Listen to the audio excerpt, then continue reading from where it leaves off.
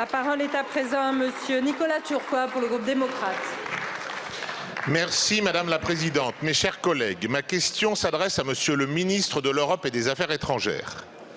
Violence aveugle, un mouroir pour ne pas dire un cimetière. Ce sont les mots que vous avez choisis, Monsieur le ministre, pour décrire la situation à Gaza et notre groupe les partage. Désespoir, scandaleux, violation du droit international, déplacement forcé permanent des civils. Ce sont les mots utilisés dans la déclaration conjointe de la France, du Royaume-Uni et du Canada. L'histoire jugera. Elle jugera sévèrement ceux qui n'ont rien dit. Car le devoir nous impose de dire ce qui se passe sous nos yeux. C'est le massacre de tout un peuple. Benyamin Netanyahou veut prendre le contrôle de tout le territoire de Gaza et pourrait demain vouloir l'expansion des colonies en Cisjordanie.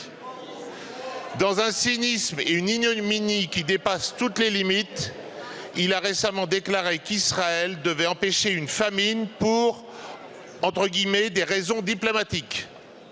La pression internationale a permis d'entrouvrir la porte à la reprise d'un accès humanitaire. Nous devons continuer à intensifier la pression sur le gouvernement israélien pour que cesse ce plan macabre. Le 7 octobre était une horreur absolue et tous nous condamnons le Hamas. Mais ce qui se passe maintenant à Gaza n'a plus rien à voir avec ces événements. Le droit de se défendre ne doit jamais devenir un droit de se venger. Monsieur le ministre, il en va de l'honneur de la France et de l'Europe. Nous devons mettre fin à cette tragédie. Entendez-vous accélérer le processus de reconnaissance de la Palestine? Et plus globalement, quelle stratégie diplomatique la France va-t-elle mener avec ses partenaires? Je vous remercie.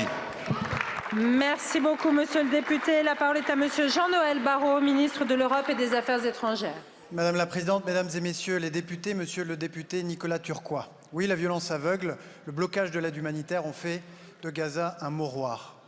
Et c'est la famine qu'on voit sur les corps décharnés des enfants à Gaza. Et c'est la terreur que l'on voit dans les yeux désespérés des femmes et des mères de famille. Et oui, vous l'avez dit, le Hamas porte une responsabilité immense dans cette situation. Il doit libérer ses otages, il doit être désarmé, ses dirigeants doivent quitter Gaza et il ne peut jouer aucun rôle dans l'administration de la Palestine à l'avenir. Oui, le peuple juif, le peuple d'Israël a été frappé dans sa chair au cours du pire massacre antisémite de notre histoire depuis la Shoah. C'est un traumatisme très profond et très violent qu'il est interdit de relativiser ou même de sous-estimer. Mais ça n'est pas faire offense au peuple d'Israël que de dire qu'aujourd'hui, le gouvernement israélien hypothèque la sécurité d'Israël. Parce qu'on ne peut pas construire de paix ni de stabilité sur l'injustice et sur la violence, non. On construit la paix et la stabilité sur le respect du droit, sur le respect de la dignité de la personne humaine et sur le dialogue. C'est ce que la France dit depuis longtemps. Et vous avez vu qu'hier, vous les avez cités, le Canada et le Royaume-Uni ont emboîté le pas, avec un objectif clair, celui de créer les conditions d'une solution politique, celle qui repose sur deux États vivant côte à côte, en paix et en sécurité. Et pour y parvenir, nous sommes déterminés à reconnaître l'État de Palestine de manière à créer un mouvement permettant la survenue, l'existence même de cet État de Palestine. Merci beaucoup, monsieur le ministre. Alors, la parole est à présent à madame Mathilde Panot, présidente du groupe La France Insoumise. Merci madame la présidente. Monsieur le Premier ministre, Gaza affamé, Gaza martyrisé, Gaza décimé et maintenant Gaza annexé. 20 mois de génocide, 53 000 Palestiniens, 20 000 enfants, des centaines de journalistes et de soignants, tous méthodiquement assassinés. Dimanche, Netanyahou a lancé l'offensive dans la bande de Gaza. Son but, déporter le peuple palestinien. Depuis cet hémicycle, nous disons à Netanyahou et à ses soutiens inconditionnels, Gaza ne sera jamais israélienne. Des Palestiniens transformés en squelettes par une famine utilisée comme arme de guerre, les hôpitaux rasés, l'horreur d'un nettoyage ethnique. Devant le premier génocide filmé en direct de l'histoire de l'humanité, personne ne pourra dire qu'il ne savait pas.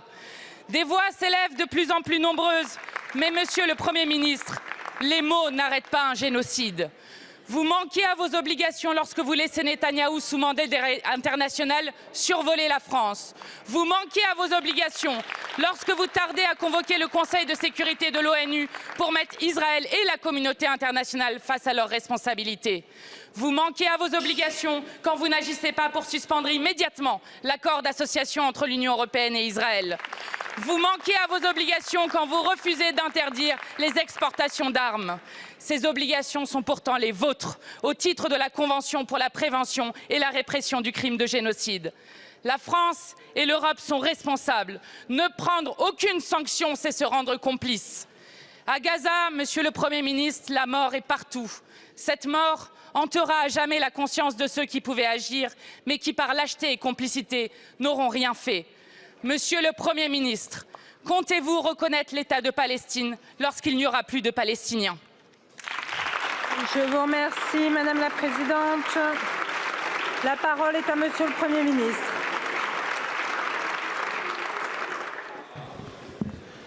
Merci Madame la Présidente, Mesdames et Messieurs les députés, Madame la Présidente Mathilde Panot.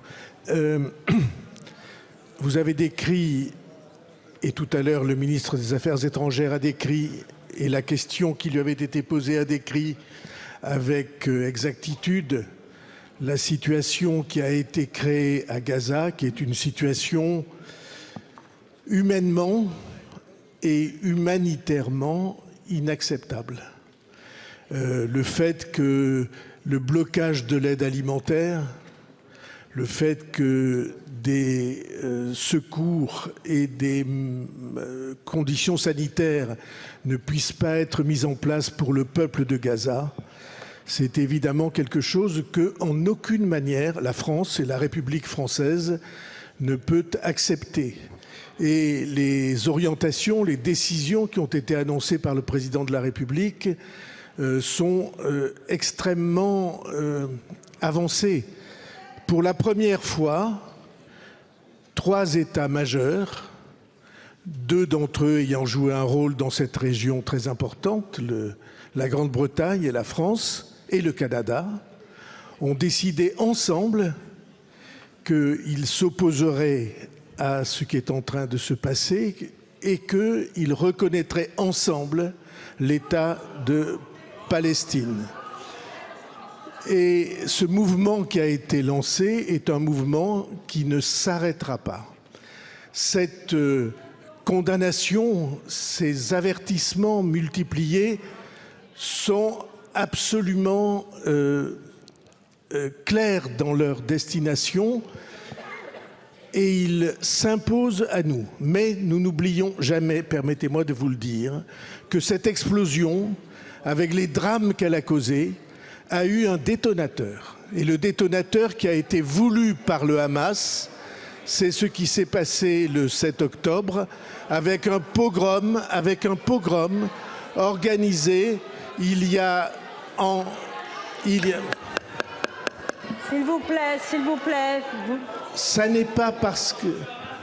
n'est pas parce qu'on crie qu'on efface ce qui est en train de se passer et ce qui a causé cette explosion. Et nous tenons comme un honneur pour le gouvernement français d'être absolument ferme dans la condamnation, absolument déterminé à aller à la reconnaissance dans le cadre de 2 États et de ne jamais oublier ceux qui ont provoqué la situation que nous dénonçons tous ensemble. Merci beaucoup, Monsieur le Premier ministre. Madame Panot. Monsieur le Premier ministre, aucun crime de guerre ne pourra jamais justifier d'autres crimes, et y compris le crime de génocide. Aucun. La France doit cesser d'être complice du génocide palestinien. Quand agirez-vous? Quand arrêterez-vous de regarder Gaza mourir? Merci.